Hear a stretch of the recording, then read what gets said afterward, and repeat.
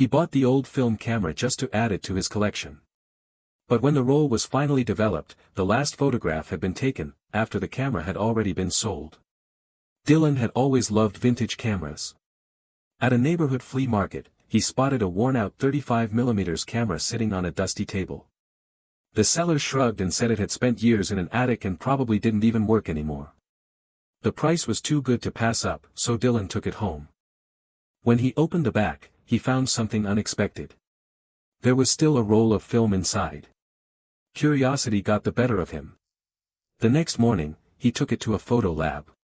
The first few pictures looked completely ordinary. A young couple walking along the ocean. A picnic. A weekend in the mountains. Smiling faces. A beautiful sunset.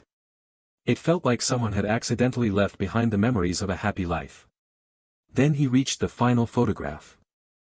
Dylan checked the date printed on the envelope twice. The picture showed the very same camera. It was sitting on a wooden table beside a handwritten sign with the name of the exact flea market where Dylan had bought it only 3 days earlier. That was impossible.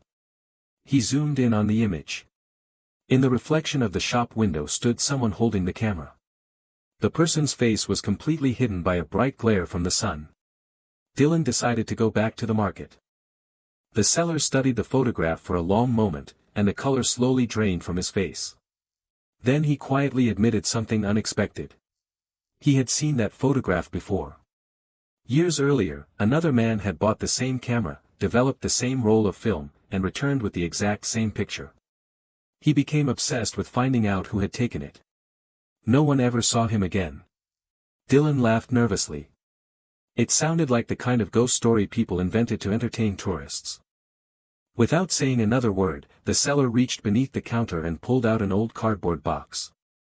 Inside was a faded business card. On the back, someone had written a single sentence. "If you're holding this camera, don't try to find the person who took the last picture."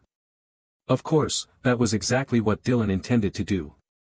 He searched for the location shown in the photograph. The flea market was still there, but the old wooden table had disappeared years ago. The owner allowed him to look through a collection of archived photographs taken during community events. A few minutes later, Dylan froze. In a picture taken more than 10 years earlier, the same wooden table stood in front of the market. The same camera rested on top of it.